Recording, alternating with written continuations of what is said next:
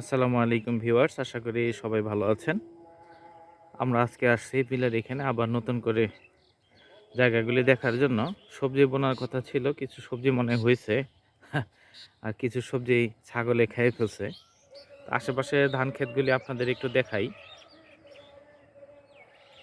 ধান কাটা প্রায় শেষ, কিছু কিছু অংশ এখনো বাকি আছে, যেমন দূরের গুলি এখনো কিছু বাকি আছে, তবে আমার আশেপাশে কাছের গুলি কিন্তু কাটা হয়ে গেছে। তো একটা প্যানোরামিক ভিউ আপনাদের দেখাচ্ছি। এখানে এই যে দূরের কিছু অংশ বাকি আছে আর বাকিটা কাটা হয়ে গেছে। এই পাশেও একই অবস্থা। সকালবেলা এই মানুষ কাজে নেমে পড়েছে, আপনারা দেখতে পাচ্ছেন হয়তো। এখানে এই যে জুম ইন করলে দূরে দেখা যাচ্ছে ওই যে কিছু লোক মাঝ বরাবর, ক্যামেরা মাঝ বরাবর। হ্যাঁ, আর এই গোল যে অংশটা, এখানে ম্যানুয়ালি আপনার ধান বাইরে এখানেই করা হয়, ধান নেওয়া হয়, আটি থেকে ধান ছাড়ানো হয়। আমরা এখন যাচ্ছি ভিটার দিকে। তো ক্ষেতের আইলটা এখন বেশ পরিষ্কার দেখা যায়, কারণ হচ্ছে ধান গাছগুলি নাই এই কারণে। আর এখানে আপনারা দেখতে পাচ্ছেন যে ডালপালা ছেটে গামার গাছটা অনেকটাই ক্লিয়ার করা হয়েছে। এখন গাছটা সুন্দর লাগতেছে দেখতে।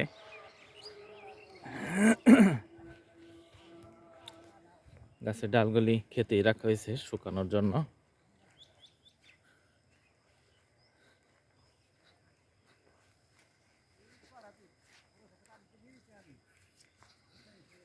তো এখানে দেখুন যে সুন্দর লাইন করা হয়েছে লাঙ্গল দিয়ে। এই লাইনের মাধ্যমে এখানে আবার বোনা হবে নতুন করে।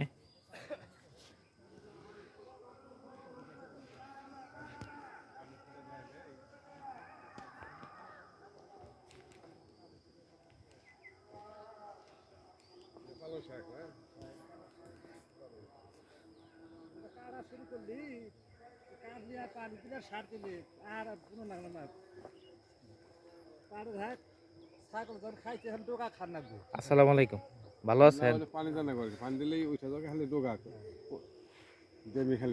ওটা যে পেঁয়াজ না? পেঁয়াজ, পেঁয়াজ, পালং শাক নিয়ে আইছি, গেছিলাম পালং শাক, নিয়ে আইছি লাল শাক, আবার মূলা শাক পছন্দ, মূলা শাক নিয়েছি, আবার নাইমাল শস্যা কিনে নিয়েছি। খেতের মধ্যে সুন্দর হয়েছে। সবজি তো যেটা দেখি সেটা কিনে তাহলে আজকে রানবো না, আর একটু ইয়েছি খাই পান দেয়। এখানে হয়েছে পাট শাক, সুন্দর করে আপনার শেষ মাথা পর্যন্ত হয়েছে।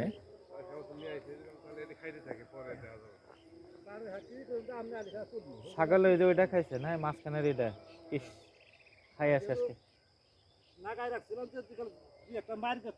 হ্যাঁ, ছাগল এই যে আক্রমণ করে মাঝখানের অংশে যে খেয়ে শেষ করে ফেলছে। খুব অত্যাচার, আশেপাশেরই কারো ছাগল। লাল শাক বেশ ভালো হয়েছে।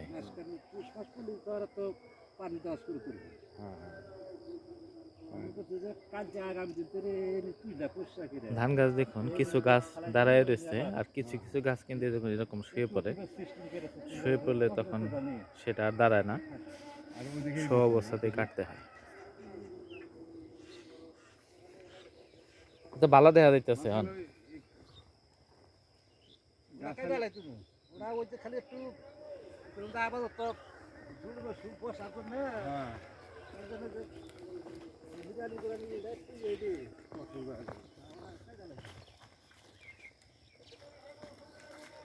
আমরা একটু সামনের দিকে যাচ্ছি ক্ষেতটা দেখার জন্য।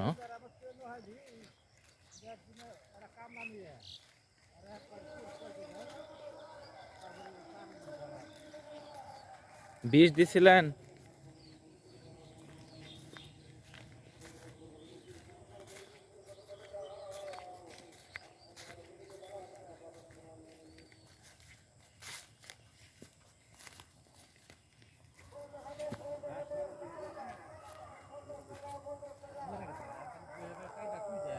এই যে এখানে ধান শুয়ে পড়ছে। পুকুর পাড়টাও আমাদের। এখানে মনে হয় বিষ দেওয়া হয়েছিল, ফলে গাছ কিছুটা মরা মরা। এরপরে এটাকে চেঁচে করতে হবে, মাটি বের করতে হবে, পাড় দিয়ে পরে অন্যান্য সবজি টবজি বোনা যাবে। জমি কিছুটা নিচু, একসময় পুকুর ছিল তো এই কারণে পানি জমে থাকে, তবে শীতের সময় শুকায় যাবে।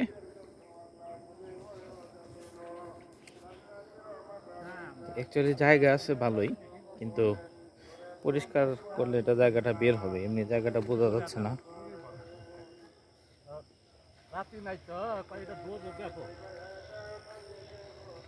এখানে যে দেখুন সুন্দর করে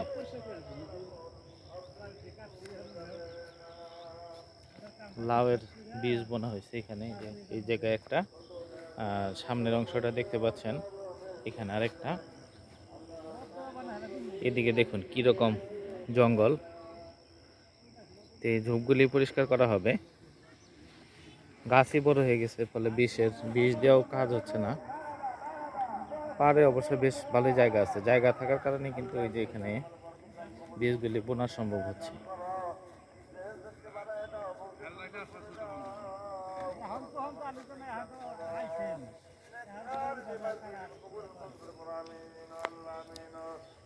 এখানেও চারা বোনা হচ্ছে, লাউয়ের চারা দেওয়া হবে। আর এই যে বাঁশঝাড় দেখতে পাচ্ছেন, বাঁশঝাড়টাও আমাদের হচ্ছে আর কি নতুন করে। আর গাছগুলি হচ্ছে ফলের গাছ।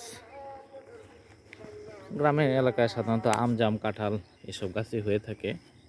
তো বাজারে পাশ দিয়ে সামনে এগিয়ে যাব, অনেকটাই ঝোপ ঝোপ হয়ে গেছে, যাওয়াটা কিছুটা কঠিন। আল্লাহ, আচ্ছা এগিয়ে গেলাম। তো এই আর কি আজকের পরিদর্শন। এখানে যে উপরেই কিছুটা করা হয়েছে, একটু পর পর জায়গা প্রসেস করে সেখানে রেডি করা হয়েছে আর কি। এখানে ওই যে দেখতে পাচ্ছেন, এদিক থেকে একটা ভালো ভিউ আসে। আর আমার পিছনে আবার বিস্তীর্ণ ধানের জমি, পুকুর পাড়ের কাছাকাছি ধানগুলো শুয়ে গেছে।